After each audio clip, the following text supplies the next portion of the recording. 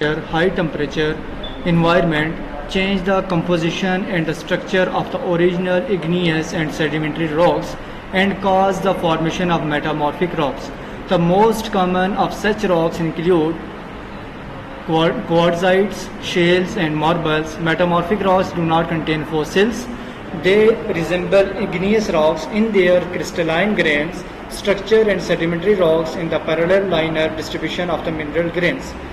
जो metamorphic rocks होती है ये कब बनती हैं? टेक्टोनिक प्लेट्स का नाम सुना हुआ है? ज़लज़ला कैसे होता है इसका सुना हुआ है?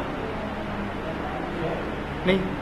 अब मोस्टली होता है कि ज़मीन जो है इसके नीचे प्लेट्स मौजूद हैं जिसके ऊपर ये खड़ी है और उनके अंदर अगर ऊपर हाई प्रेशर टेम्परेचर की वजह से उनके ऊपर जब प्रेशर बढ़ रहा होता है और वो उस प्रेशर को बियर नहीं कर पाती, या तो उनकी मूवमेंट स्टार्ट हो जाती है या उनके अंदर वाइब्रेशन स्टार्ट हो जाती है। जब ये मूवमेंट उनके अंदर होती है, वो आगे पीछे ऐसे क्रॉस करने लगती हैं या अपने एक दूसरे से दूर होने लगती हैं या वहाँ पे वो वाइब्रेट करने लगती हैं, तो पूरी ज़मीन क्या होती है? कांपने लगती है। जब उनकी टेक्टोनिक प्लेट्स के high pressure high temperature environment की वजह से उनकी कंपोजिशन चेंज होती है, मतलब उनका स्ट्रक्चर के अंदर ब्रेक डाउन आती है। जब वो ब्रेक होने लगती हैं तो ज़मीन जब अंदर उसके कोई चीज़ टूटेगी उसकी तो मूवमेंट होगी।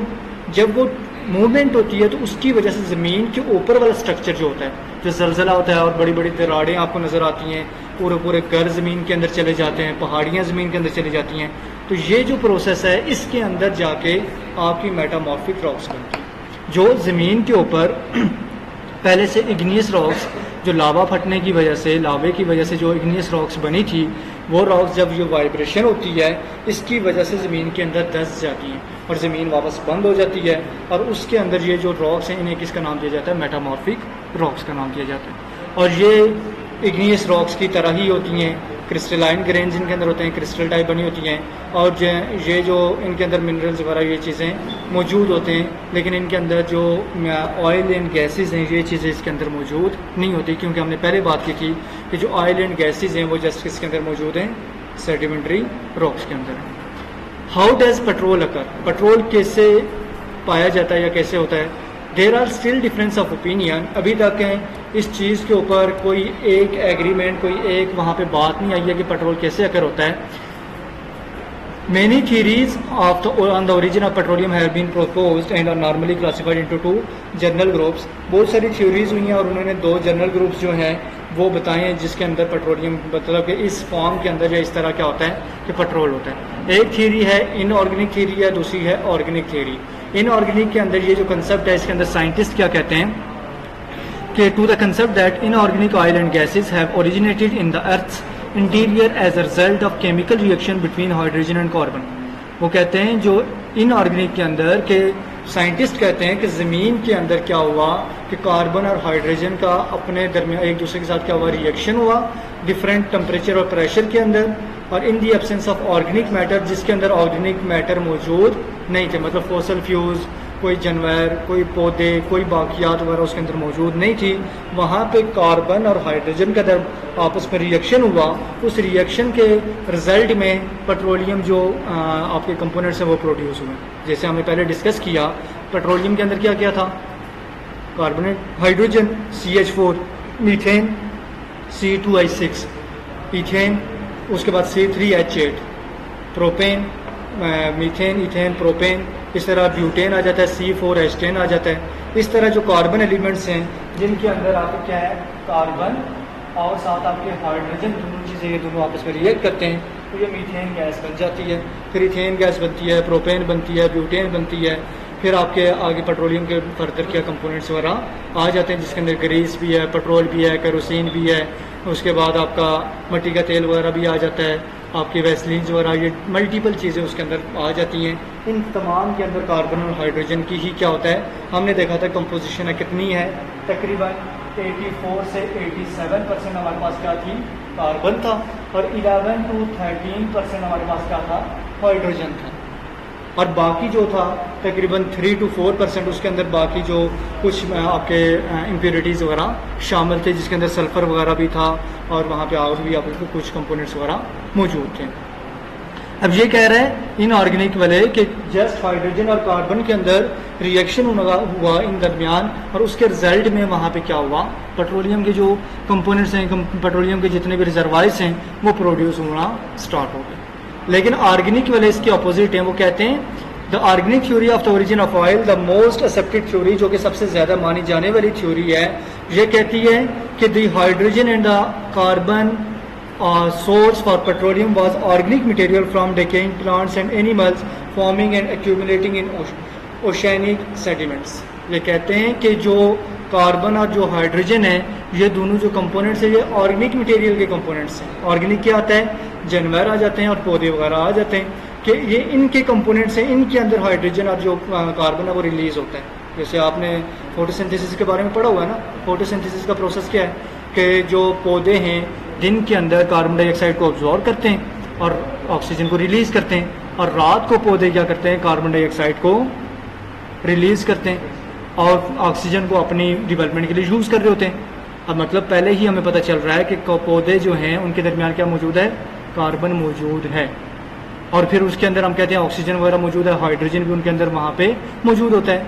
ये कहते हैं ऑर्गेनिक वाले कि ये जो चीज़ें हैं ये मिलती ही यहाँ से हैं, ऑर्गेनिक मटेरियल के अंदर हाइड्रोजन और कार्बन मौजूद है। The acceptance of the organic theory of the origin of petroleum dictates that the search for oil to be directed to the area underlined by the thick section of the sedimentary rocks। और ये कहते हैं कि ये जो पौधे हैं, ये बाकी जानवर की बाकियात हैं, जो कि समंदर के अंदर जितनी स्पीशीज़ मैरीन लाइफ है वो जब उनकी डेथ हो जाती है वो वहाँ पे दफन होने लगते हैं, फिर उनकी लेयर्स बनने लगती हैं और उनके अंदर वो दफन होके एक प्रेशर और टेम्परेचर की वजह से वो पिघलते हैं और फिर उसमें से कार्बन और हाइड्रोजन रिलीज़ होते हैं, और उसकी वजह से फिर उसके रिजल्ट के अंदर ये क्या होता है कि पेट्रोलियम के जो रिजर्वायर्स हैं वो प्रोड्यूस होते हैं। एट द प्रेजेंट टाइम, मौजूदा वक्त के अंदर ज़्यादातर जो अथॉरिटीज़ हैं वो ऑर्गेनिक अप्रोच के फेवर में हैं, और their principal reason are the following, उनके जो मेन रीज़न है वो क्या हैं कि no organic theory can account for the necessary quantity of carbon and hydrogen needed to form large petroleum deposit. कि कोई भी थ्योरी आज तक नहीं मिल सकी जो कि ये क्लेम करे, जो ये वहाँ पे प्रूव कर सके कि इतने बड़े लेवल के ऊपर कार्बन और हाइड्रोजन आई कहाँ से, जिसकी वजह से पेट्रोलियम के जो रिजर्वायर्स हैं वो बन रहे हैं।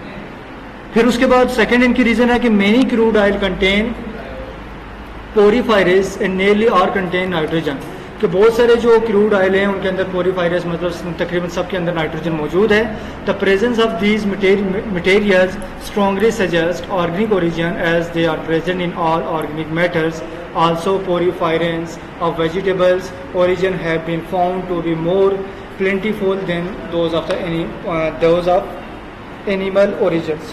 अब ये कहते हैं कि जो पोरीफायरसिस है ये वेजिटेबल्स में से मिलता है, मतलब पौधों में से जो सब्जियां वगैरह होती हैं उसके अंदर ये मौजूद होता है, और उसके अंदर जो नाइट्रोजन वगैरह भी मिल रहा है, और नाइट्रोजन जो गैस है वो भी वहाँ से हमें मिल रही होती है। तो वो ये कहते हैं कि ये तो ऑर्गेनिक कंपाउंड है, ऑर्गेनिक में से हमें ये चीज़ें प्रोड्यूस हो रही हैं, जो कि उनके अंदर उनकी डेवलपमेंट, उनके अंदर ये एलिमेंट्स मौजूद होते हैं। और फिर कहता है कि petroleum rotate the plant of polarised light, this property is restricted primarily to organic material.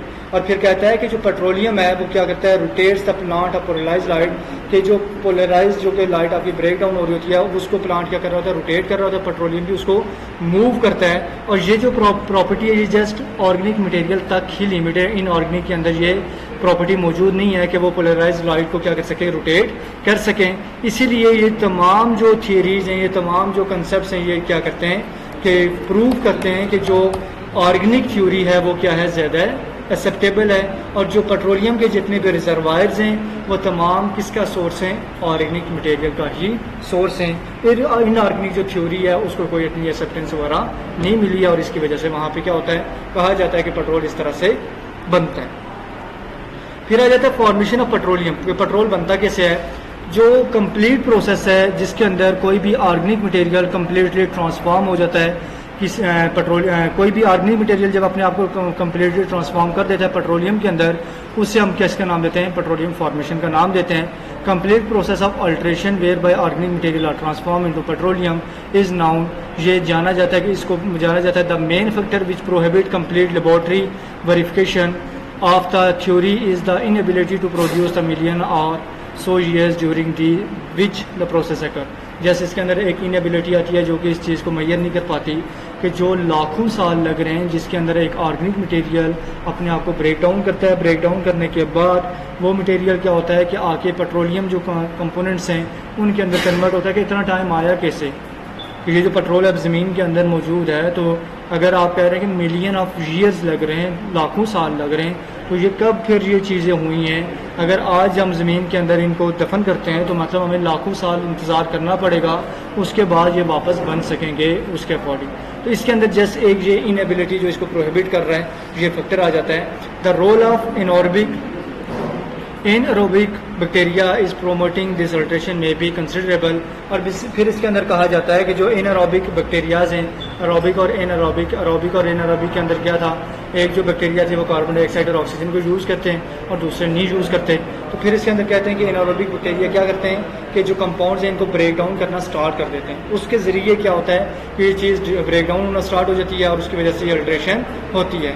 The evidence from the studies of the oil field has led most geologists to the following general conclusion.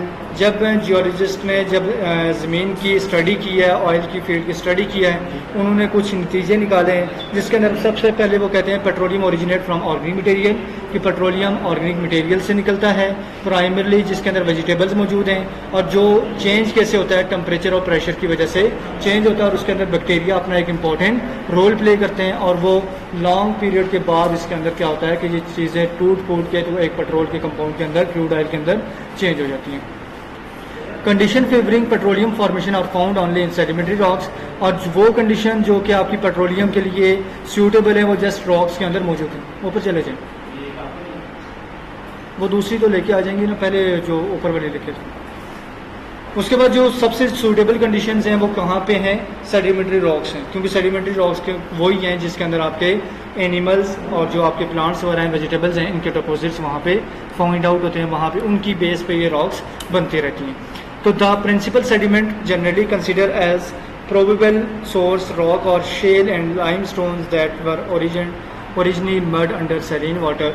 और जो इनका अंदर जो principal है, जो main जो इनके अंदर मेन जो चीज़ इनकी सरबराह आ जाती है वो ये आ जाती है कि इसके अंदर प्रोबेबल रॉक्स वगैरह को कंसिडर किया जाता है और उसके अंदर लाइमस्टोन वगैरह और उनको देखा जाता है। In shallow stagnant water basins host of the blue green algae. ठीक है, अच्छा मैं थोड़ी देर बैठे हूँ।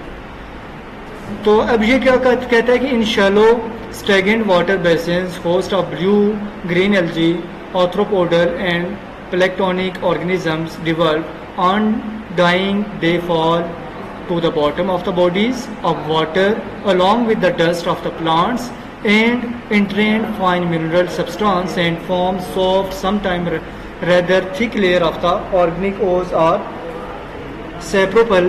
अब ये क्या कह रहा है कि जब आपके ज़मीन पानी के ऊपर जो आपके बैक्टीरियाज मौजूद होते हैं, वहाँ पे एल्जी वगैरह जो ग्रीनरी नहीं नज़र आती रहती, ग्रीन पौधे वगैरह, ये जब टूटते हैं, मर जाते हैं, इनकी डेथ होती है, तो ये फिर पानी के अंदर चले जाते हैं, बॉटम में चले जाते हैं।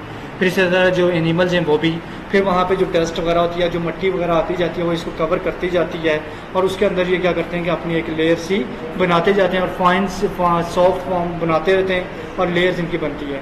The strata of the sapropel and the humus sediments gradually accumulate at the bottom of the water basins. In this strata, the reaction of the hydrolysis of fat may take place depending on the pressure and temperature account of the oxygen of the and salinity of water।